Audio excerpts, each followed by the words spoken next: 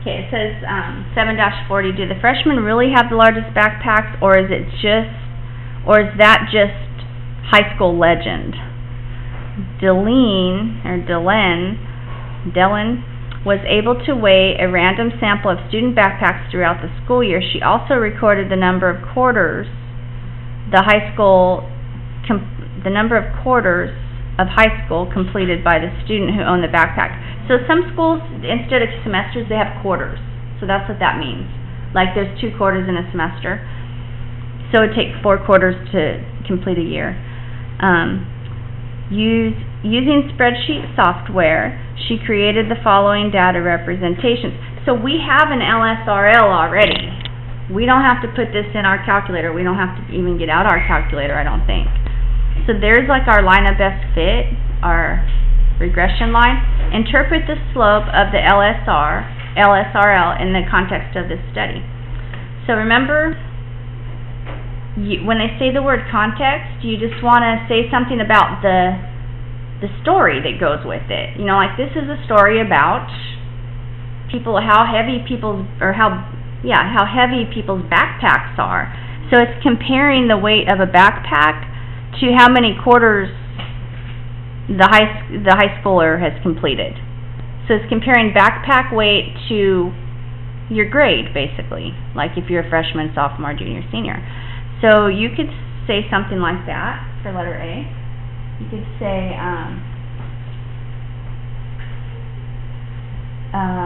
students' backpacks get So what's happening with the backpacks as the students get older, or as the students get into higher grades? Are the backpacks getting lighter or heavier? Lighter. So you could say something like this. You could say, on average, students' backpack, the more quarters of high school a student completes, the lighter their backpack gets. It gets lighter by 0.55. Are those in pounds? Let's see, weight in pounds. I would say something like,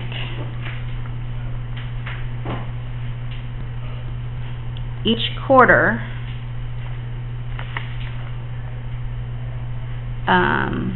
students' backpacks get lighter by 5,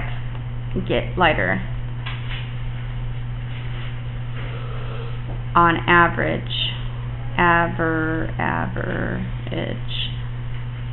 by 5.5 pounds. Or something like that. You just have to say something that is giving context to the graph. Interpret the slope. So that's why I had to say something about the 5.5. So you have to say something like, the slope is going down by 5.5 pounds, every time with each semester, or with each quarter that the student completes, or something like that.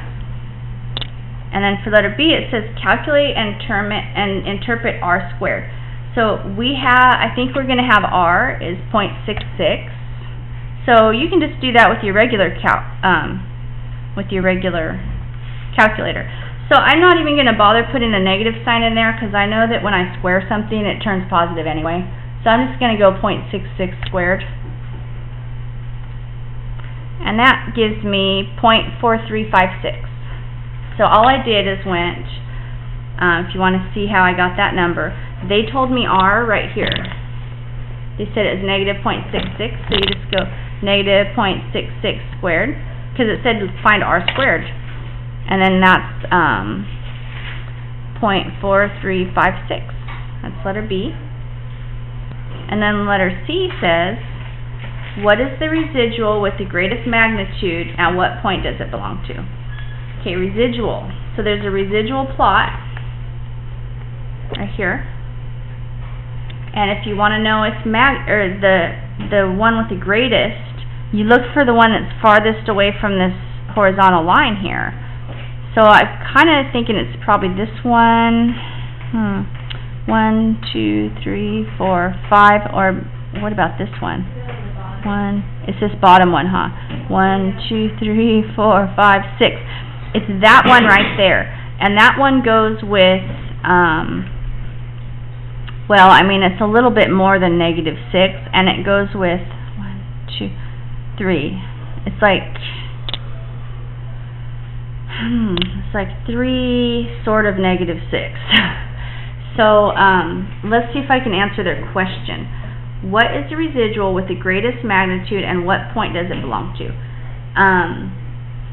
The residual with the greatest magnitude is, I don't know, can I just say it's the one with negative 6? Sure. Or it's 6.2 pounds. That, I just looked in the answer book, it said it's 6.2 pounds. Because it's a little bit, it doesn't mean it's negative, it just means, remember these plots, we used to make them on our graphing calculator. It just means it's 6 below the average. So, let's say, 6.2 pounds, and it goes with, it says what point does it go with, so I'll say it goes with 3. Is that what the book says? Yeah. Or let's say with 3/4. Right, 3/4 of high school, because that's what these axes are. This is the quarters of high school, see 1, 2, 3, and this is the pounds. Okay, so we want to say pounds and quarters. Okay, there's letter D says, using the LSRL model, estimate the weight of a backpack for a student who's completed 10 quarters of high school. So I'm going to grab the model, which it's written on the top of your book right there. Okay, I'm going to grab that model and I'm going to plug in 10, because that's kind of what it wants 10 quarters, and X is the quarters. So 13.84 minus 0.55 times 10. Now 0.55 times 10, I can just say that's 5.5. And I have 13.84 minus 5.5. And that gives me 8.34. And what was the question again? Those are pounds, because it said estimate the weight. So those are going to be pounds, like that. And now it's letter D. And then letter E, is a linear model the best choice for predicting backpack weight in this study? Yes. No. Yes, no? No, it's not. Why not? It's too scattered. It's too scattered. It is kind of scattered.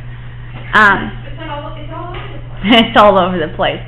Yeah, so we're supposed to be looking at the residual plot and seeing, remember, if they were evenly spaced above and below, then we would say linear is good. If it makes a curve, then we were going to say maybe exponential or some other thing. This one's hard to tell, because it's kind of even, like it does have the same amount above and below. It does also seem to make a little curve, though. So that the answer book, this one's really hard to answer, because you can kind of go both ways. But the book says that we should probably use a different model. And so you would have been right for whatever reason also, Rocco, on that one. So just say, because the residual plot,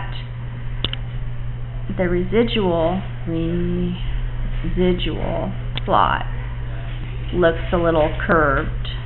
But you might argue that it doesn't look curved to you, so.